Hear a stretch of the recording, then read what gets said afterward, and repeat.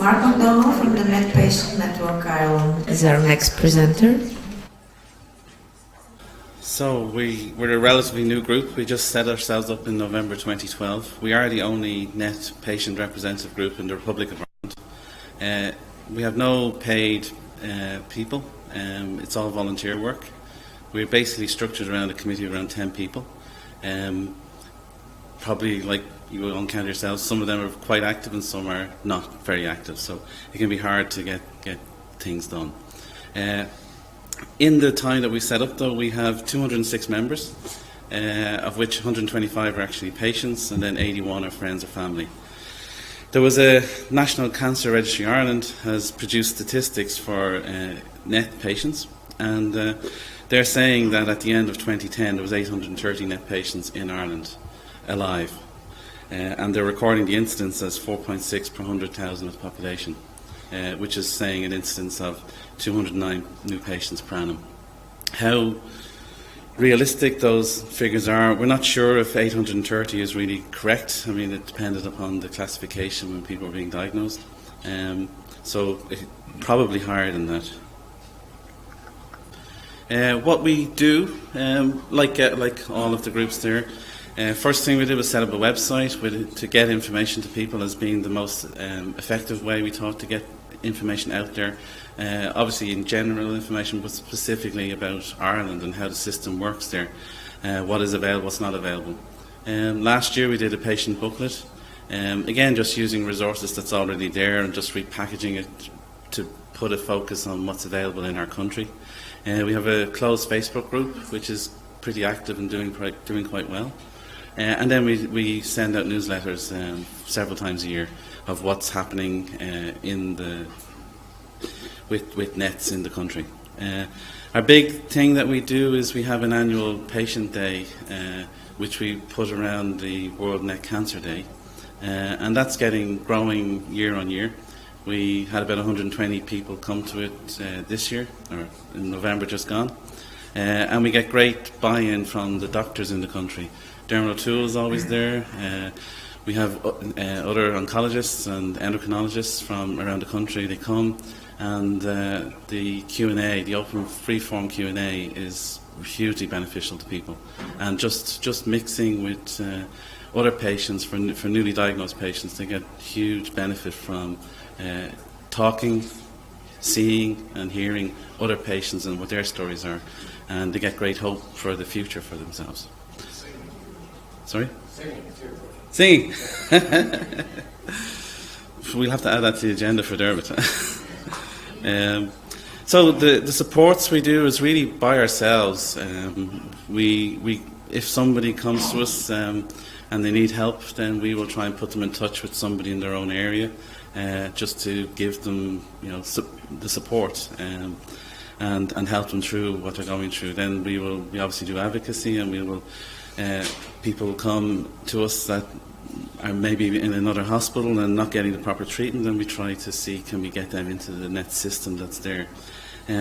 As just at the session of the ENETs, we had our first Centre of Excellence approved, which is Dermot's Hospital in Dublin.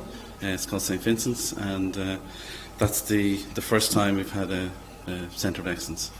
The challenges that we face, again, like everybody else, it's primarily the mistreatment of nets by non-specialists. We see that so often. People are getting the wrong treatment. Oftentimes they only find out about that there is a system in the country for nets when it's quite late. We have encountered people that came to us very late and unfortunately too late to have things done, and they passed away. What we are pushing for is to have a mandatory referral of patients to net specialists, i.e. through the Centre of Excellence system that's there. So we're working through the what's called the National Cancer Control Programme, and they are supportive, but it's not easy to make it happen. So we continue to really push that agenda of the mandatory referral. Again, as we talked this morning, the big problem is providing information to patients and giving them the knowledge that they need to handle this disease, because it is so important that all of us as patients, we have to drive our own treatment plan. So the other thing that's the big challenge is just getting things done with just volunteers and finding the time and the resources to be able to see things through to finish as well. We may start many things and maybe not finish them all. The slide then of what's available. We actually have access to nearly everything. We do it really done by making use of the treatment abroad scheme from the EU. So we don't actually have PRT in our country, but all patients that need access to PRT actually get it. They usually go to either Uppsala in Sweden or to Rotterdam. And we have a very, very good relationship with the health service executive, is what's called. It's our HSE, is the health system in the country. And a patient can be approved within 24 hours to go and get PRT. So it works very well. And the same thing applies to the gallium scans. We don't have it at the moment, but any patient that needs it can get it through travel. The treatment abroad scheme is an EU initiative, and what it means is that if you have treatments not available in your country, but it's available to another EU citizen, then that treatment has to be given to you, as long as a doctor approves that that's needed. That's diagnostic, treatments, or even consultations. So take the PRT, the cost of the patient is only their living costs while they're abroad. The travel cost is covered, the treatment costs are covered, so the patient just has to feed themselves when they get there. So it's pretty good and it works well. The gallium PET scan, there is one coming to Vincent's soon, to our National Centre of Excellence. I'm hoping it'll be there in 2017, may push out to 2018, but that will make a difference to have it locally. But again, I say when people need it, it is there, but obviously because you have to travel abroad, it can be difficult for people to get it. Octreotide and nanuretide, we have that available. The way that works is if you earn over a certain amount of money, if you have an income over a certain amount, which I think is around about €18,000 per year, then you have to pay a maximum of €144 per month for your drugs, and that's inclusive of any drug. So if you're getting treatments for anything else, it's the accumulative cost is set at a maximum of €144 per month. Same applies for the everolimus and sunitab. So it's restricted to, or maxed at 144. CERT is available, but only recently. The first net patient was treated January just gone. Again, there's zero cost for that to the patient. It's done under the public health system. And then MRIs and CTs, again, all available, and when done under the public system, there's no cost to the patient. So just to explain a little bit about our health system, we do have a public and private health system which runs in parallel. Anybody in the country can avail of the public health system. It's not restricted by income or anything. It's fully available. Because I say the EU treatment abroad scheme is there, and we have easy access to it, and it does make whatever's out there in the EU is available. If it's not available in our country, then it can be gotten through this EU treatment abroad scheme.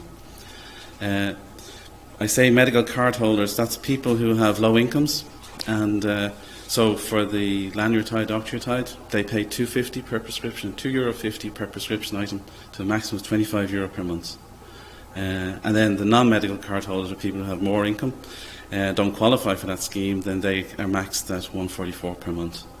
So system is working well. Obviously, we'd like it to be better, but the big problem is catching patients and making sure patients are getting the right treatment by the right people. So that's it. Thanks. So, do you think Brexit threatens the abroad program? No, it doesn't threaten the abroad program for us. So we're not in the UK. But I'm just wondering if your policymakers might decide that we're going the other way. Yeah, it should have absolutely no effect in terms of our access to treatments. Some people go to the UK, and that it will affect them most definitely. But the treatments that they're getting are available in other countries. Majority of net patients are going to either Uppsala in Sweden or Rotterdam, and that won't be affected at all. Yeah. Alan?